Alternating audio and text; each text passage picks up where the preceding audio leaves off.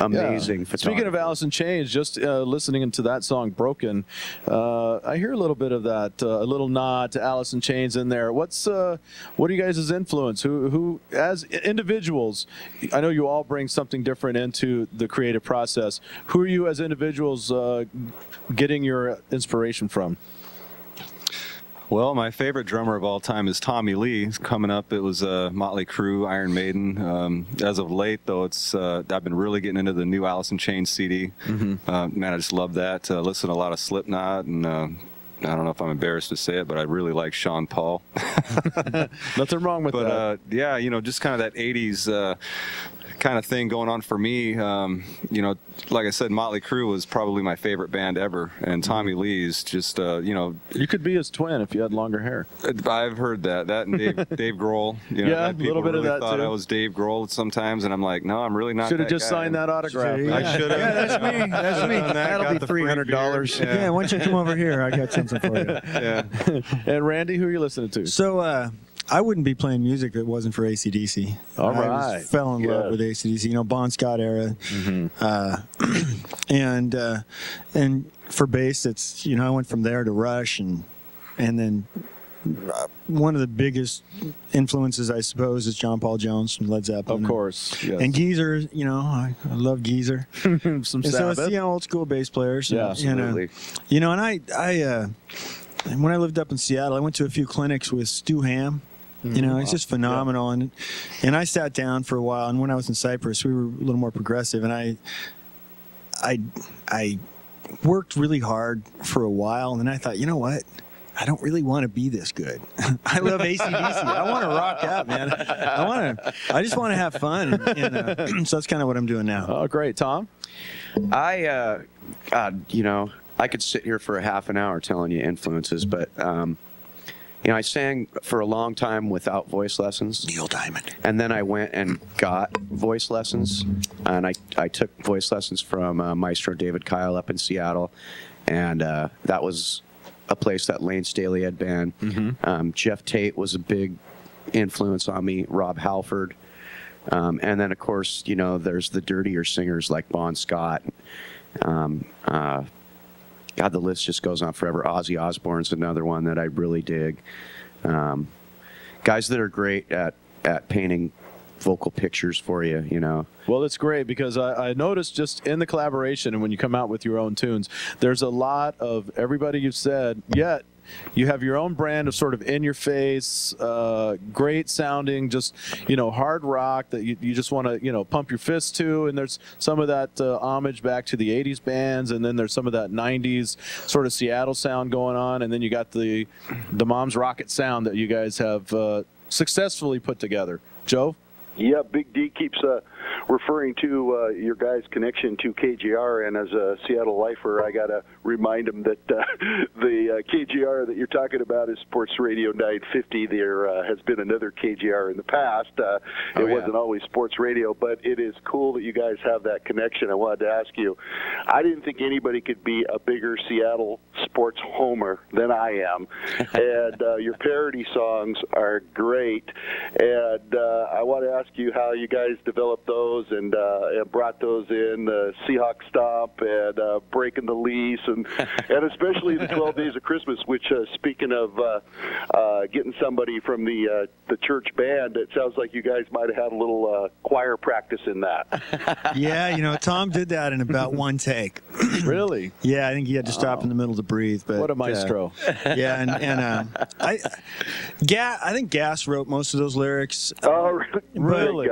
Not all of them. I wrote the whole song out. I wrote a lot of the lyrics, and Breaking the Lease, that was John Danmeyer had a big hand in that. Yeah, John Danmeyer did. That's our producer, John Danmeyer, is who we should not go without mentioning because he is officially the fifth Rocket. There you go. He's an awesome guy, and he helped out a lot on those Twisted tunes. And I don't know if you guys heard the Hushman Zada song. Yeah, absolutely. But that was Randy came up with those lyrics, and yeah, that's been a lot of fun. Those Twisted tunes are a blast. So it's been a good connection with sports radio, and you enjoy them?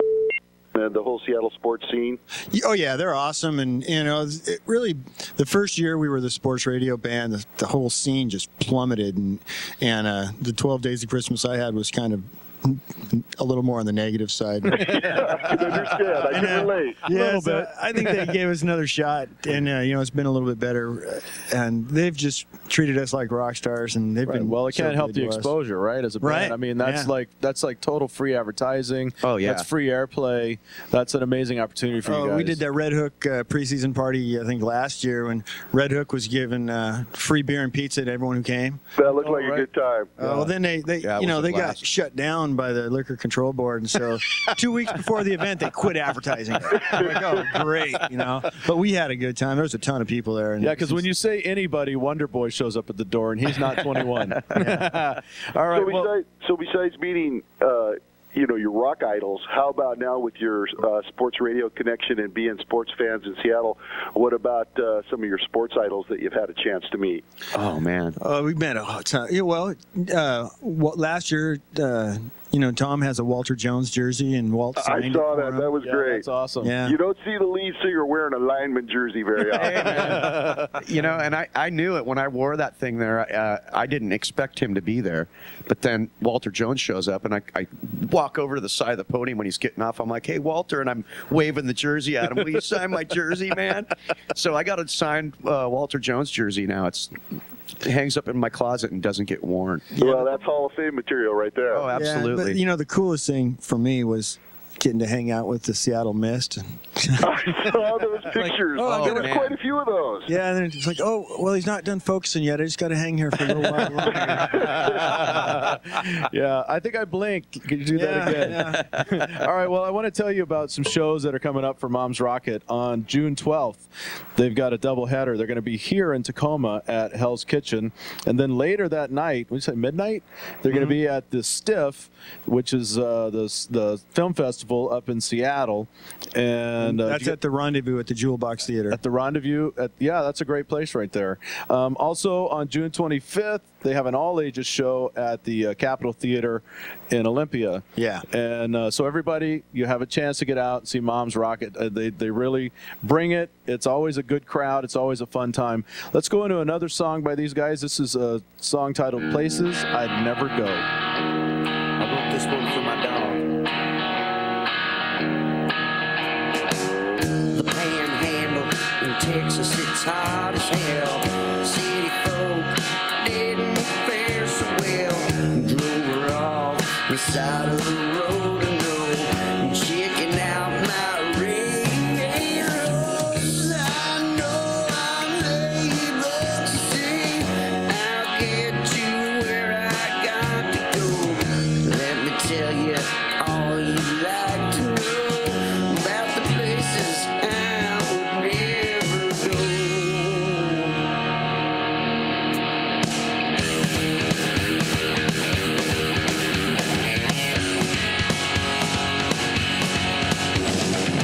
Drove into California hoping it would all be fine. It was just a dream of mine. Now broken down beyond forward any. All right, the name of the song is Places I'd Never Go, and I'm glad one of those was not mentioned was the Northwest Convergence song. No, Hey, maybe it's related to my back spasms, but I keep finding my right arm spontaneously going up and throwing rock horns on every song. That's perfect. yeah, that's great. All right, well, Mom's Rocket, we really appreciate you guys coming in.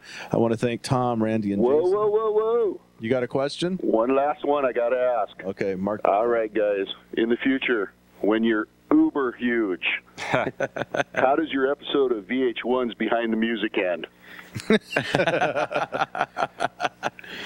For me personally, probably in a pool like Chris Holmes, drinking way too much vodka with my mom sitting there watching. I was kind of envisioning me wheeling Jason down the hallway of celebrity rehab. Because of too much vodka. Yes, that's my weakness. I got to have some kind of massage thing going on. All right. Hey, Great answers. Yeah, Mom's Rocket, great guys. Tom, Randy, Jason, we want to thank you guys so much for coming in. Thanks for having us. Everybody thanks go a lot. out, check them out June 12th. at Hell's Kitchen, and then up in Seattle at the Jewel Box. Also, the 25th of June, all ages show, Capitol Theater in Olympia. We're going to be there for one of those for sure. Guys, thanks so much. Thank you very much. Awesome.